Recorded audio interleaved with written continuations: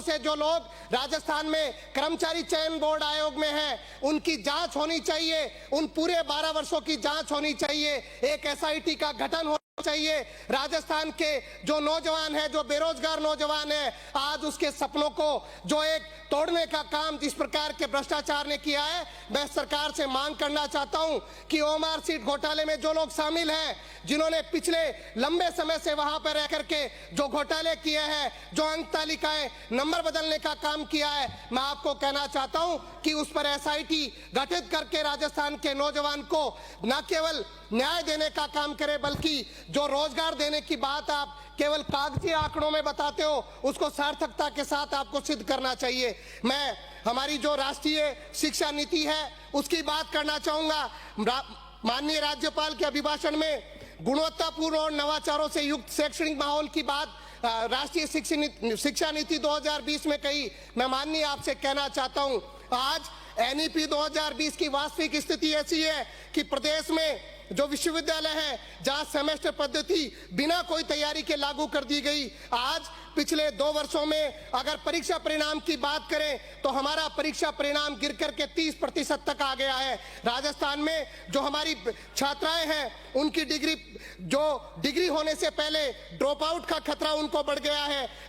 और 2 बार उनको भारी फीस भी परीक्षा फार्मों की महाविद्यालय और परीक्षा केंद्र जो जिस तरीके से आज उनको देनी पड़ रही है। महाविद्यालय केवल शिक्षा के केंद्र नहीं, केवल परीक्षा के केंद्र बन गए। आज महाविद्यालयों में, विश्वविद्यालय में इंफ्रास्ट्रक्चर नहीं है, स्कूल में कमरे ठीक नहीं है। हमें झालावाड़ पीपलोदी की घटना को याद रखना चाहिए। आज राजस्थान में सरकारी स्कूलों के ऐसे हालात हैं कि जर्जर हालात में हमारे वहां बच्चों को बैठना पड़ रहा है। कभी भी कोई दुर्घटना हो सकती है, लेकिन राजस्थान की सरकार उस पर जो अपना ध्यान देना चाहिए, इंफ्रास्ट्रक्चर को डेवलप करना चाहिए। राजस्थान में सरकारी जो स्कूल हैं, जो विश्वविद्यालय महाविद्यालय हैं, उनको ठीक करने के लिए काम करना चाहिए। उनको लेकर के कोई योजना, कोई रोड मैप राजस्थान की सरकार के पास नहीं है। आप कह रहे हैं कि आपके संकल्प पत्र में कहा कि केजी से पीजी तक छात्राओं को आप फ्री में शिक्षा देंगे, लेकिन मैं कहना चाहता हूं कि आप परीक्षा फीस के नाम पर 5,000 की राशि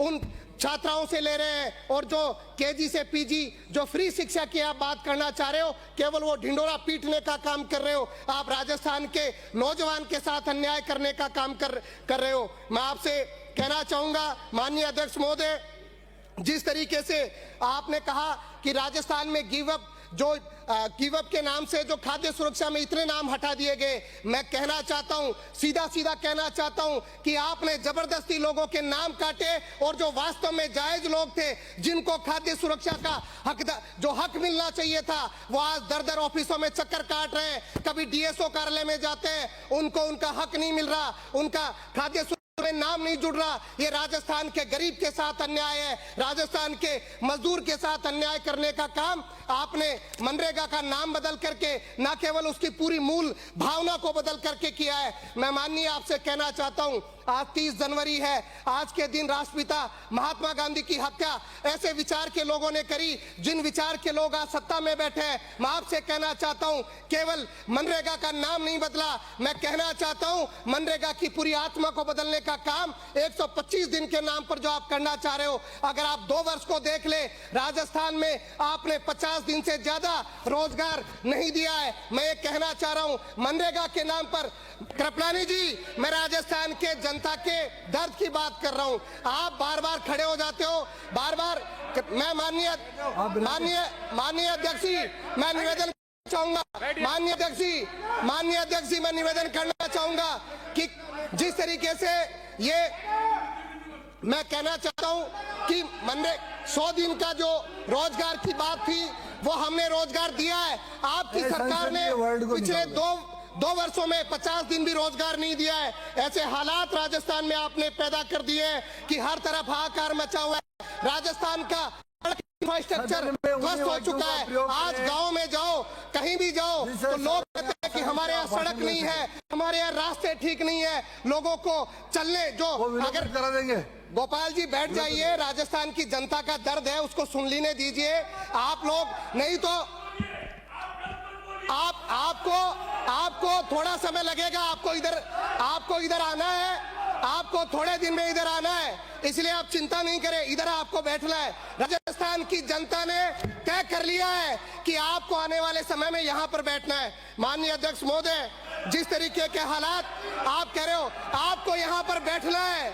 आपने तय कर लिया है, राजस्थान के हर व्यवस्था को आपने फेल कर दिया, राजस्थान का हर सिस्टम आपने ध्वस्त कर दिया।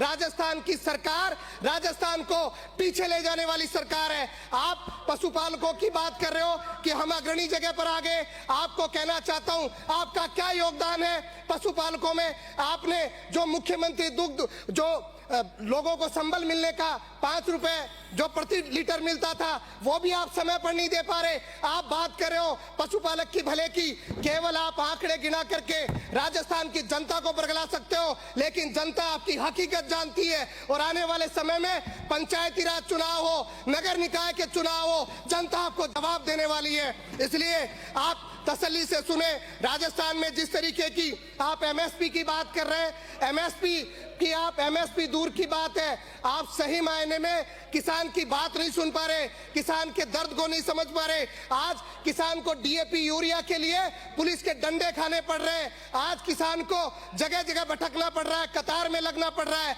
राजस्थान में ऐसे हालात आप लोगों ने बना दिए, जिसकी वजह से आज राजस्थान की ऐसी दुर्दशा हो गई है। अध्यक्ष महोदय, मैं आपका ध्यान आकर्षित करना चाहूंगा कि जिस तरीके से आपने कहा था कि आप जो वनों का विस्तार कर रहे हैं, आप कागजी वन लगा रहे हैं, अरावली को खाने का काम आप लोग कर रहे हैं। आपकी सरकार अरावली को खाने का काम कर रही है। 20 नवंबर को जो सुप्रीम कोर्ट का जजमेंट आया और 100 मीटर से जो नीचे की जो पहाड़ी को लेकर के आपने बात जो कही, मैं आपको कहना चाहता हूं कि आपने जब स्टे हुआ 29 दिसंबर को, उससे पहले राजस्थान की जनता के सामने हकीकत बताएं कि कितने पट्टे अरावली में आपने जारी करे।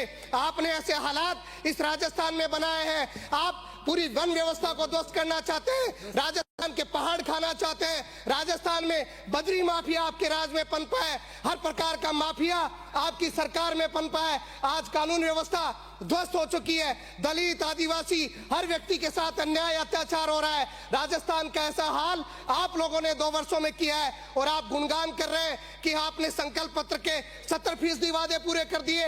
इस राजस्थान की अगर दुर्दशा सही मायने में करी है तो आप लोगों ने करी है, उसके जिम्मेदार आप हैं। और जिस तरीके की बात आप हर जगह पर नौकरी देने की बात कर रहे हैं, आप विज्ञापन सही तरीके से निकाल नहीं रहे। आप नौकरी की बात कर रहे हैं, आप नौकरी की, आप पेपर लीक की आपने बात करी।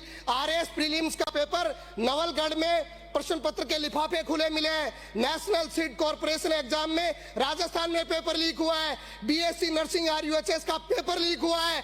डीलेट सेकेंड ईयर का पेपर लीक हुआ है। नीट का पेपर भी आपके राजस्थान में आपके समय पर यहाँ पर लीक हुआ। शेखावाटी यूनिवर्सिटी में पेपर लीक हुआ। और आप कह रहे हो जिस प्रकार की बात आप करना चाह रहे हो, इस राजस्थान में आपने नौजवानों के भविष्य को खाने का काम किया है। नौजवानों का भविष्य, राजस्थान के किसान मजदूर का जो आज भरोसा था, वो सरकार ने तोड़ने का काम किया है। मैं माननीय अध्यक्ष महोदय आपसे कहना चाहता हूं कि जिस तरीके से राज्यपाल से अभिभाषण पढ़वाया गया, माननीय सभापति महोदय, आज इस